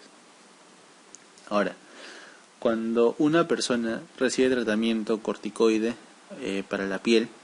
No sé si han visto algunas personas que se echan cremitas a la piel que tienen antiinflamatorios, que dice que son corticoides, que dice hidrocortisona. En realidad, si se echan eso por mucho tiempo, lo que van a generar es un adelgazamiento de la piel, una atrofia de la piel, y eso es un poco más difícil que se pueda reparar. Pero esto es como un ejemplo. En las personas con síndrome de Cushing, ¿ya? Síndrome de Cushing, ¿qué es lo que va a hacer? Va a haber un aumento de los glucocorticoides, que puede ser a nivel de la capa fasciculada o la capa reticulada de la hormona suprarrenal, ¿ya? Puede ser acá o puede ser también ectópico, puede ser a nivel del pulmón. A veces se forman tumores que pueden secretar este tipo de hormonas a nivel del intestino, en realidad en cualquier lado. Y cuando existe un tumor a nivel de la hipófisis que produce bastante ACTH, se conoce como enfermedad de Cushing, ¿ya? Síndrome de Cushing es cuando es un hipercortisolismo periférico, y la enfermedad de Cushing es cuando es central a nivel de la hipófisis. Ahora, ¿qué es lo que va a dar? Va a haber atrofia muscular, porque los músculos se van a estar catabolizando, va a haber una reabsorción ósea, va a generar osteoporosis, acumulación centrípeta de grasa, va a ser sobre todo a nivel del abdomen, de la espalda, del supraclavicular, lo que se conoce como el cuello en búfalo, ¿no? La cara en luna también va a generar también mayor depósito de grasas. También puede generar hirsutismo en el caso de las mujeres. Va a estar la rubicundez, en parte por lo de la piel, en parte también por lo de la presión. Ya va a haber más circulación. Las estrías abdominales por el adelgazamiento de la piel, también el crecimiento rápido de la grasa, ¿no? Como no va a haber inflamación, también las heridas no van a cicatrizar y demás. También va a causar amenorrea y demás. Hipertensión, hiperglicemia, es algo que también se ve en estos casos. Ahora, pasando un tanto a las hormonas sexuales, ya casi para acabar, vamos a hablar primero de las hormonas sexuales masculinas y de las femeninas. En realidad no hay mucho que ver acá. Lo que sí quería que sepan era que de las dos últimas capas también secretaban hormonas sexuales. Dentro de ellas estaba también la dehidroepiandrosterona, que también al llegar al testículo se pueden convertir en testosterona. Es por eso que lo he dejado acá. El aporte de las glándulas suprarrenales se plantea sobre todo en la parte de la pubertad, ya que va a generar los cambios puberales, como pueden ver el crecimiento del vello púbico, el vello facial. En el caso de los hombres también el engrosamiento de la voz y demás, ¿no? En la parte de la pubertad. Ahora, ¿qué es lo que pasa si, por ejemplo, antes de eso, esas hormonas van a representar, digamos, un 5% de lo que son los andrógenos en nuestro cuerpo? Eso quiere decir que los andrógenos más significativos van a ser los de la testosterona, ¿ya? Ahora, la testosterona va a venir a ser secretada por las células del Leydig. Algo que se pueden acordar es la L, ¿no? Si tú le das la vuelta va a aparecer una T partida por la mitad, ¿no? La Leydig, testosterona, ¿ya? Las células del Leydig van a producir la testosterona. Y la testosterona es la que va a dar principalmente los cambios físicos masculinos, lo que es el vello facial, el engrosamiento de la voz, el crecimiento de músculos y demás, ¿no? Durante la pubertad y el resto de la adultez. Las células de Sertoli van a secretar, sobre todo la inhibina, pero también van a secretar algunos estrógenos que también requieren los hombres para algunas otras características, ¿no? Sexuales. Ahora, yéndonos al eje, como les había mencionado, el hipotálamo va a mandar la GnRH hacia la hipófisis. La hipófisis lo que va a mandar es la hormona luteinizante y la hormona folículo estimulante. Acá es fácil ver que la hormona luteinizante, por analogía, la luteinizante, la L se va con la L, la de Leydig, y la hormona luteinizante se va a generar sobre todo de la testosterona, se va a encargar de la testosterona. Por otra parte, la FSH, pero la célula de Sertoli. Y las células de Sertoli son las que se van a encargar de la maduración de los espermatozoides, ¿ya? Igual, si uno se quiere acordar mejor, la hormona folículo estimulante, en el caso de las mujeres, los folículos son donde salen los ovocitos, ¿no? En este caso va a ser donde salgan los espermatozoides, va a favorecer la espermatogenia. Y en este caso se va a regular por la testosterona y por la inhibina, ¿no? De todo esto. Ahora, es importante saber que la testosterona no tiene esa característica cíclica que les había mencionado, ¿no? Porque va creciendo durante la pubertad y en la adultez ya se vuelve algo constante, ¿no? Nada más eso. Influye en las primeras etapas de la vida, ya que durante el embarazo, ¿ya?, las cantidades de testosterona van a actuar directamente a nivel genital y van a permitir esta diferenciación, tanto genitales masculinos como femeninos, ¿ya? Ahora, ¿por qué les digo esto? Porque en algunos casos, eso es a lo que le quería llegar hace rato, que por ejemplo hubiera un tumor, ¿ya?, a nivel de la corteza suprarrenal, que va a producir mucha dehidroepiandrosterona. ¿Esto qué es lo que va a hacer? Va a estar en mayor cantidad, incluso mayor que la testosterona, va a generar más cambios masculinos en las mujeres. Es por eso que algunas mujeres cuando nacen sus genitales van a parecer que fueran de hombres, pero no tanto así como podemos ver acá. La masculinización de genitales femeninos, debido a que haber muchos andrógenos. Ahora, en algunos casos se puede dar que algunas mujeres pueden desarrollar estos tumores más adelante y también van a tener características de hombre. Va a haber un aumento del crecimiento del clítoris, va a haber un aumento del vello facial, engrosamiento de la voz, también se relaciona con la producción de acné, seborrea y demás. Y en otros casos no va a ser tan marcado, pero por ejemplo en el caso del síndrome de ovario poliquístico se van a dar estas características justamente porque los quistes producen más testosterona de la que deberían, ¿ya? Porque el ovario también produce testosterona, así que lo vamos a ver acá, ¿ya? Pasando así a las hormonas sexuales femeninas. El mismo rollo de siempre. El hipotálamo produce GnRH, GnRH va a mandar a la hipófisis para que produzca hormona luteinizante y la FSH. La misma técnica acá, la L si la volteas es una T a la mitad, así que va a ser la célula de la teca, ¿ya? Y la célula de la teca también se relaciona con los andrógenos, ¿ya? Testosterona, vamos a ver acá. Ahora, y la FSH, bueno, la que queda, pues, ¿no? Si la LH es de la teca, la FSH va a ser de la granulosa.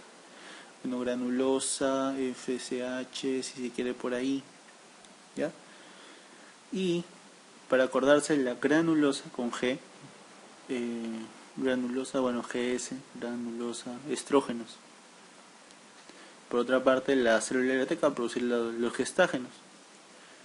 Esto es importante que sepan cuál produce cuál. Ahorita vamos a ver un poquito más por acá. A su vez, la célula granulosa va a activar la producción de activina e inhibina. Que la inhibina otra vez acá tiene su función inhibitoria, pero la activina positiva. Ahora, ¿por qué es importante esto? Bueno, los estrógenos tienen su acción tanto a nivel periférico, los tejidos diana, como a nivel central, ya que van a producir una mayor o menor producción de GnRH, mayor o menor producción de FSH y LH. Pero ya cuando la mujer agarra cierta madurez, o sea, cuando entra a la pubertad, ¿ya? Acá vamos a ver en la pubertad, va a haber un aumento de la FSH. Al haber este aumento de la FSH, ¿ya?, va a ser lo que se va a empezar con la menarquia. La menarquia, ¿qué es lo que va a hacer? Al haber este aumento de FSH y LH va a producir, digamos, la primera menstruación. Y una vez que se genera la primera menstruación, ya la mujer, digamos, está condenada a menstruar hasta que se le acaben los ovocitos, si se quiere, ¿no?, en la menopausia. Ahora, esto es algo importante que tienen que saber, que fácilmente esto es algo que pueden preguntar sobre el ciclo menstrual. El ciclo menstrual de una persona regular, bueno, una mujer regular, dura 28 días. Si se quiere, una fase menstrual de 5 días, una fase secretora de 12 días, una fase proliferativa de 11 días. Sumando todo tenemos 28 días. Suponiendo que la mujer sea regular, ¿sí? Ahora, si nosotros queremos ver esto de la manera hormonal, ¿ya? Acá estaría un poco al revés, la fase menstrual iría primero. En realidad siempre se cuenta la fase menstrual como los primeros días del nuevo ciclo. A esta menstruación va a haber altos niveles de FSH y de bajos niveles de LH, y allá por el día 14 va a haber un incremento de lo que es primero un aumento de lo que es el estradiol, un estrógeno. Este estrógeno le va a generar lo que les había mencionado antes. ¿Se acuerdan cuando les hablé de feedback positivo? Ya. El estradiol, bueno, los estrógenos en general van a ir acá, y van a aumentar de manera progresiva y van a estimular la mayor producción de FSH y LH. Entonces acá va a haber un feedback positivo, porque al haber más FSH y LH va a aumentar los estrógenos y este va a mandar más y se va a producir este pico que vamos a ver acá, allá por el día 14, aumentando la LH y la FSH. La LH va a tener su acción sobre las células de la teca, y las células de la teca van a hacer que se genere, ¿cómo se dice? Allá. La célula de la teca va a generar todos estos cambios a nivel del ovario, con edema, digamos fibrinólisis, para que el ovocito maduro pueda salir. Eso es la célula de la teca. Mientras que el estradiol, bueno, en realidad la FSH, su mayor función en realidad es que los ovocitos maduren hasta que se pueda generar un ovocito 2 libre, ¿sí? Ahora, una vez que se da esta ovulación, ya justamente dada la salida del óvulo, dada por este aumento sobre todo del LH, ya, los estrógenos en realidad van a caer, pero al quedarse esa cicatriz se va a formar lo que es el cuerpo lúteo, y el cuerpo lúteo, ya, por eso es la luteinización, el cuerpo lúteo va a ser el principal productor de progesterona, que es el principal progestágeno, ya. Por eso una persona luego de que ovula entra en fase secretora. ¿Por qué? Porque la progesterona va a permitir esos cambios a nivel del útero para que el embrión, el feto, pueda crecer tranquilo, ¿ya? Pueda crecer, digamos, en un ambiente no tan hostil, no tan pegadito, digamos, en la parte muscular, tiene que crecer bien. Pero si es que no se encuentra en realidad esta progesterona va a haber una degradación del cuerpo lúteo. Si es que no hay un embrión que haya llegado a implantarse acá, ya, el cuerpo lúteo va a degenerar y la progesterona también va a caer. Al caer la progesterona muy por debajo del FSH es que se va a dar la menstruación, ¿ya? La fase menstrual es justamente esta en la cual ya la FSH predomina sobre el LH, la progesterona cae sobre el estrógeno y demás. Y como no se ha creado el ambiente, se va a perder todo este endometrio muerto. Ahora, la mujer en realidad pierde aproximadamente, según estaba en el Guyton, unos 75 mililitros, de los cuales unos 45 mililitros son de sangre y 30 son de plasma nada más, o de suero. Y este tejido no va a coagular, justamente porque hay una fibrinólisis, ¿ya?, que va a evitar que se coagule este endometrio. Es importante saber eso. Si es que alguna vez se han preguntado por qué es que no coagula la sangre menstrual o el endometrio cuando se hace menstruación, es justamente porque hay una fibrinólisis a nivel del endometrio, ¿ya? Ahora, esto es en el caso de una persona regular. En el caso de las demás personas que pueden no ser regulares, o que su ciclo sea regular y no necesariamente 28 días, se cuenta que la fase de ovulación se da 14 días antes de la menstruación. O sea, que si por ejemplo tienes una persona que tiene un ciclo regular de 32 días menos 14, quiere decir que su ovulación fue el día 32 menos 14 es 18. El día 18 fue su ovulación. Más o menos por acá. Ese día ovuló.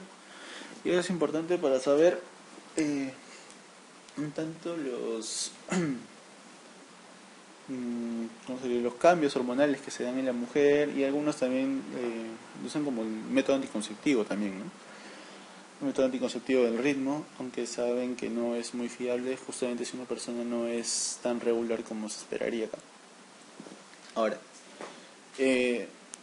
las mujeres van a tener estos cambios cíclicos de FSH, LH, estradiol y progesterona desde la menarquia hasta que le dé la menopausia. Una vez que su ovario ya no va a producir los ovocitos y ya no va a producir el estradiol y la progesterona que requiere, vemos que la FSH se va a elevar, se eleva muy rápidamente, justamente porque no hay ese estímulo que le diga mándame menos FSH, porque ya se le acabó. Entonces la FSH se va a ir subiendo, va a tener niveles muy altos, lo que no pasa con los hombres se van a mantener, digamos, casi en una meseta. Y bueno, la última parte, la célula teca más que nada, en realidad las dos células, la teca y la granulosa, absorben el colesterol del LDL y el HDL, ¿ya? Pero todo el LDL, perdón. Ahora, estas dos convierten el colesterol en progesterona, solamente que la célula de la teca, como les había mencionado, la T, produce andrógenos, principalmente la testosterona. Sin embargo, la célula de la granulosa es la única capaz de, digamos, convertir los andrógenos en estrógenos, ¿sí?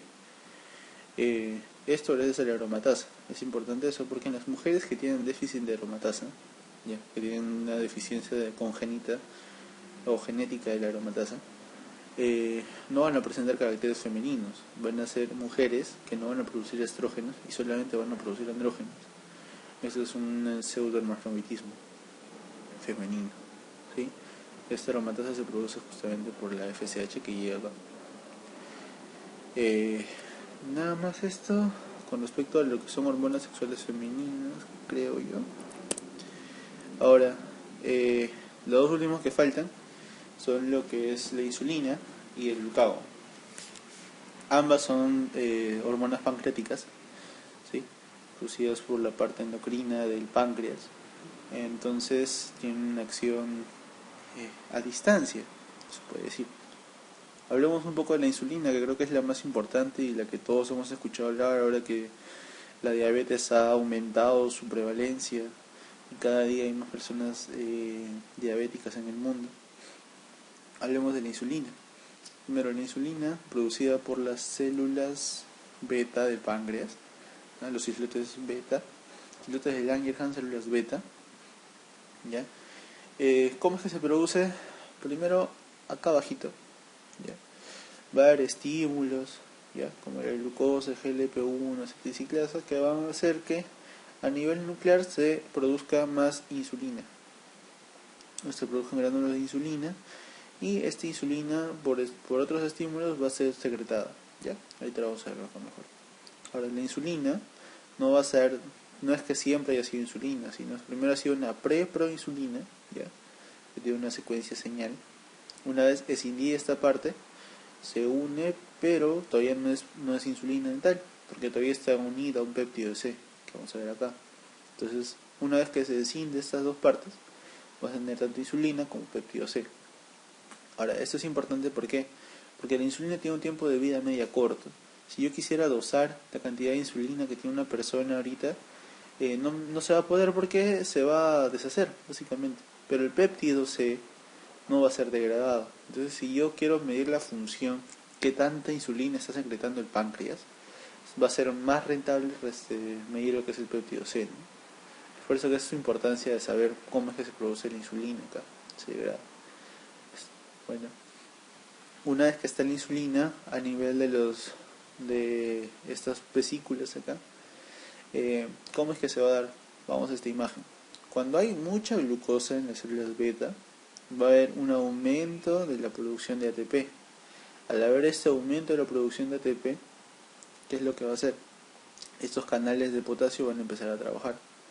Al haber estos canales de potasio funcionantes, se va a despolarizar la membrana de la célula beta y va a permitir el ingreso de calcio.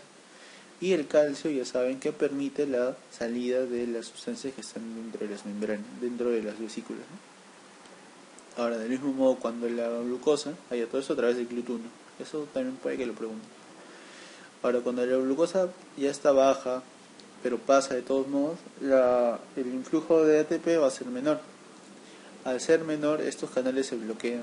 Se bloquea y los canales de calcio voltaje dependientes también se bloquean y ya no va a haber salida de glucosa, al menos de insulina. Así es como se regula. Una vez que ya está la insulina en la sangre, ¿ya? Ver para muchos lugares, para el hígado, para el tejido adiposo, para el músculo, para los riñones, etcétera. Vamos a ir por partes. Primero, al hígado. La insulina, a ver si alguno no se acuerda, ¿por qué es que se le da insulina a los diabéticos? Para bajarles el azúcar. Eso quiere decir que va a permitir que la glucosa entre a las células, ¿ya? Entonces, al entrar a las células, incluso se va a poder almacenar o se va a poder crear más cosas. Es por eso que la insulina es una hormona anabólica, ¿ya? Anabólica porque construye. ¿Qué va a construir? Va a poder, por ejemplo, acá va a producir glicógeno, acá va a producir adipocitos, o bueno, no va a producir adipocitos, sino va a producir los depósitos de grasa de los adipocitos. Y acá también va a poder producir más proteínas, ya que va a permitir el paso de los aminoácidos. Aminoácidos también pueden ser mejor aprovechados por el músculo y demás. Todo depende de eso, ¿no? Ahora, la insulina cuando va al hígado, ¿qué es lo que va a hacer? Va a permitir el ingreso de la glucosa y va a permitir que se genere la glucogénesis, ¿no? Para transformar glicógeno. Asimismo va a inhibir que este glucógeno se degrade a glucosa. Asimismo va a inhibir que la gluconeogénesis, ¿no? Que sea que la insulina forme a partir de glicerol, de ácidos grasos o de aminoácidos, forme glucosa. Porque lo que va a importar ahora es que la glucosa se almacene, no que se cree. Una vez que ya la insulina ha hecho su acción, vamos a ver que acá se va a depositar tanto como glucógeno como triglicéridos. A nivel del tejido adiposo, ¿qué es lo que va a pasar? Como la lipólisis en realidad está relacionada con el mayor aumento de glucosa, la insulina lo que va a hacer es meter más glucosa acá en los adipocitos. Como va a meter más glucosa, para que se almacene se va a tener que transformar en ácidos grasos o triglicéridos. Entonces la insulina va a promover eso, que los ácidos grasos, que la glucosa pasen y se transformen en triglicéridos, y va a inhibir la lipólisis, ¿ya? Básicamente ven que todos promueven la génesis, salvo la gluconeogénesis, e inhibe la lipólisis. Acá inhibe la lipólisis, la glucogenólisis, acá también va a disminuir la proteólisis en los músculos y va a aumentar la síntesis de proteínas. Y a todo esto gracias a los aminoácidos. Ahora, ¿cómo es que lo va a hacer? Fácil. La insulina va a llegar acá a la membrana de esas células que van a tener receptores de insulina y R. Que como les había adelantado al inicio, está formado en dímeros, ¿ya? Y también va a ser una quinasa. Esta quinasa va a fosfatar algunos otros sustratos. Ahora, una vez que se dimeriza y empieza toda la cascada, ¿ya? Va a empezar a que se generen más canales de glucosa, en este caso el GLUT4, ¿ya? Y el GLUT4 va a permitir el ingreso fácil de la glucosa hacia estas células, para que se forme el glicógeno, para que se forme otro tipo de derivados, ¿no? Como la exoquinasa, la glucosinasa. Va a favorecer a que se forme la glucogenosintasa y la exoquinasa, que van a ser las enzimas que van a servir para que se forme el glicógeno, ¿sí? Va a favorecer que se activen estas enzimas. Ahora, por otra parte, el glucagón es una hormona secretada por los islotes de Langerhans en las células alfa, ¿ya? Del páncreas. Ahora, ¿cómo es que se va a crear? del mismo modo que el otro, ¿no? Va a haber estímulos que van a llegar del mismo modo, que van a permitir la síntesis del precursor del glucado, como vamos a ver acá, y van a haber otros señales que lo van a ver. Vamos a la imagen anterior. En este caso, cuando hay mucha glucosa, ¿ya? Acá va a ser algo más distinto. Cuando hay mucha glucosa y aumento de ATP, también se van a abrir los canales de calcio y se van a abrir los canales de se van a abrir los canales de potasio y los canales de calcio voltaje dependientes, ¿ya? Pero en este caso van a ser canales un tanto diferentes, ya que se van a relacionar con los del sodio. Una vez que se abren estos dos, cuando se abren los dos, mejor dicho, es que se van a cerrar. O sea, cuando llega el estímulo, los dos se antagonizan, si se quiere así. Y al ya no haber el estímulo del calcio, ya no va a permitir la salida. Vemos que acá lo diferente es el canal de sodio, ¿ya? A diferencia que si baja esto, si baja la producción de ATP porque baja la glucosa, si se van a despolarizar, solamente se va a despolarizar la del calcio, va a ingresar el calcio y va a permitir la salida acá, ¿no? Hay otros estímulos, justamente por eso puse esto. Hay otros estímulos que van a permitir la secreción o la no secreción de glucosa, de glucagón, como la insulina, el GABA y demás sustancias que se van a relacionar. Que ahorita no es importante que la sepan, pero sí que vean que se relacionan. Ahora, no hay un solo lugar que va a producir esta hormona. El glucagón también va a ser secretado a nivel del cerebro y a nivel del intestino. por otros fragmentos también, ¿no? Todo esto porque en estos lugares se sintetiza lo que es el proglucagón, que va a tener tanto GLP-1, GLP-2, IP1, IP2 y GRPP. Sobre todo el GLP-1 y GLP-2, que ahorita los voy a explicar por qué es importante. Ahora, de acá que sepan que el glucagón es que se secreta en predominancia en el páncreas y en el cerebro y en el intestino se producen las demás sustancias, GLP-1, GLP-2, ¿no? Esto es principalmente lo que quiero que sepan. El páncreas sí va a fragmentar el glucagón, a diferencia del cerebro y el intestino, que por proteólisis sí pudieran secretar el glucagón, pero en realidad no es el aporte principal, sino el aporte principal es el del páncreas. Ahora, el glucagón, ¿qué acciones va a tener? Va a tener básicamente lo contrario de la insulina. Si la insulina te quitas el azúcar de la sangre, el glucagón te la va a aumentar. ¿Te la va a aumentar cómo? Produciendo más glucosa, rompiendo el glicógeno, rompiendo las grasas, rompiendo las proteínas, aumentando la reabsorción también de glucosa, la producción de glucosa. Asimismo también va a aumentar la termogénesis y demás. Pero sobre todo que es como que el antagonista, ¿no? El antagonista de la insulina. También va a disminuir la motilidad intestinal, el tracto intestinal. Ahora, bueno, ya les expliqué sobre cómo es que se secreta, por qué, los estímulos. Y algo que también tienen que saber que son las incretinas. Las incretinas son otras hormonas, como les había mencionado cuando se aclara el término de glándula o tejido, ¿ya? Es justamente porque se descubrió que el intestino también actúa como órgano endocrino. ¿Por qué? Porque acá hemos visto que también produce GLP-1, GLP-2, ¿ya? Que es un péptido similar al glucagón y el péptido inhibidor gástrico, ¿ya? ¿Qué es lo que va a hacer? El péptido inhibidor gástrico, como su mismo nombre lo dice, va a inhibir el movimiento del vaciamiento gástrico, ¿ya? Y el GLP-1 va a permitir, o sea, el péptido similar al glucagón 1, ¿qué es lo que va a hacer? Similar al glucagón, va a tener acciones similares a las del glucagón. Y similares me refiero justamente acá también, a nivel de la glucosa, ¿okay? A nivel de las células beta de la insulina. Porque el GLP-1 va a ayudar a que se sintetice la insulina, ¿ya? Es importante saber eso. GLP-1 y GIP. Ahora, ¿qué es lo que va a pasar? No sé si a ustedes les llegaron a enseñar lo que era el efecto incretina, pero a nosotros cuando nos enseñaron endocrino justamente nos hablaron de este efecto, que se observó una diferencia significativa entre los niveles de insulina en personas que se les había puesto una determinada cantidad de glucosa por vía oral y otras que se les había puesto por vía intravenosa.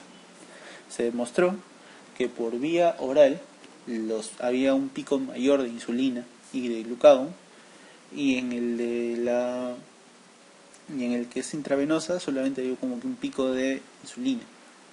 Ahora, al estudiarse esto, ¿qué es lo que se notó? Que el intestino va a ayudar a producir estos péptidos, ¿no? El GLP-1 y el GIP, que van a permitir regular tanto la producción de insulina como de glucagón, porque la secreción tiene que ser armónica. ¿Qué pasa si, por ejemplo, le pongo bastante insulina y poco glucagón? ¿Qué es lo que va a pasar? Me voy a hipoglicemiar. Si le pongo más glucagón que insulina es como si no pasara nada, porque todo el azúcar se va a quedar en mi sangre. Tiene que entrar a la par. Mientras va entrando la glucosa va aumentando el efecto del glucagón para que vuelva, digamos, para que sea un poco más equilibrado, ¿no? Para que una persona no se quede en hipoglicemia por el aumento brusco de la insulina. Ahora sí, se relaciona bastante con la motilidad gástrica, se disminuye, va a haber que el GLP-1 va a aumentar lo que es la secreción de insulina. El GLP, como es similar al glucagón, va a suprimir la acción del glucagón, digamos la secreción del glucagón, pero lo favorece de cierta manera, ¿no? Lo favorece en el sentido de aumentar lo que es la secreción de insulina, ¿no? Ahora sí. Bueno, nada más esto, lo que es de las incretinas, y creo que ya ahí acabo. Sí, eso es todo.